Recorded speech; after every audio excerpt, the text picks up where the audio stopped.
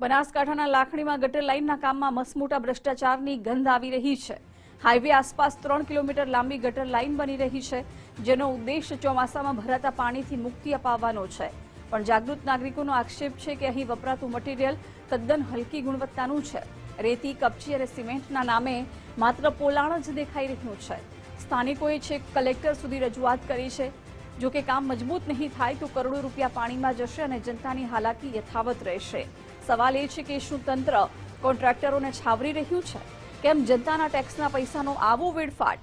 લાખણીની જનતા હવે આર પારની લડાઈના મૂડમાં છે। જો કામની ગુણવત્તા નહીં સુધરે તો આ ગટર પાલિકા અને સરકારની આબરૂ પણ ધોઈ નાખશે। હવે જોવાનું એ રહેશે કે કલેક્ટર આ મામલે કેવા કડક પગલાં ભરે છે। અહીંયા અમારે લાખણીમાં 3 કિલોમીટરના એરિયામાં એક 4 લેન હાઈવેનું કામ ચાલુ છે।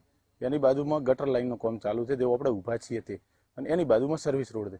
તો તે 25 કરોડના ખર્ચે કામ ચાલી રહ્યું છે। એમાં બહુ મોટા પાયે બેદરકારી અને ભ્રષ્ટાચાર આ કોન્ટ્રાક્ટો કરી રહ્યા છે। અમે બધાએ જાગૃત યુવાનો સાથે મળી અને અહીંયા અમારો એક વિડીયો શેર થયો હતો, જેને જે કામ કર્યું નહીં એમાં બહુ મોટા પાયે બેદરકારી છે કે જેને સિમેન્ટને, કોન્ક્રીટને, માલને, મટીરિયલને કોઈ લેવા દેવા નથી। તો અમે આ અભિયાન ઉપાડ્યું, જાગૃત યુવાનો બધા સાથી મિત્રો। તો એના પછી જે કામ થાય છે એમાં એ કોન્ટ્રાક્ટર આખી પદ્ધતિ બદલી નોખી છે, જે રાત અને દિવસનો ફેર છે। જે અહીંયા ધારો કે આપણે માપ્યું તો ક્યાંય 4 mm જાડાઈ હતી, ક્યાં 6 mm હતી, ક્યાંય 8 mm। એના પછીનું જે કામ થાય છે એની 10 mm 10ની જાડાઈથી 10 ઇંચથી વધુ થાય છે।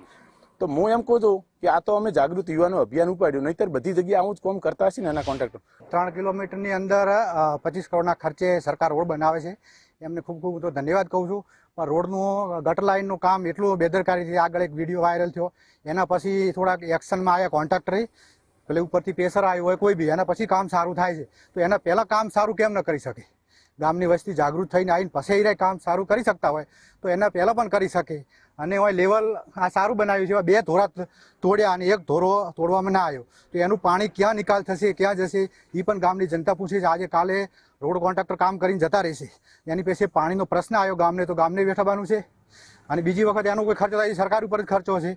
તો એના માટે વ્યવસ્થિત ગામને પ્લાન આપે ક્યાં પાણી જશે અને 1 ધોરો કેમ તોડવામાં ના આવ્યો, એના વિશે પણ અમને માહિતી આપે। ખૂબ જ મોટા પાયે ભ્રષ્ટાચાર થયો છે અને ખૂબ જ કોમ ખરાબ થયું છે, અને એના સિવાય પણ લોકોને બહુ તકલીફ પડે છે। લોકોને વૈકલ્પિક રસ્તો પણ આલવાનો હોય છે, એમાં પણ લોકોને ખૂબ તકલીફ પડે છે।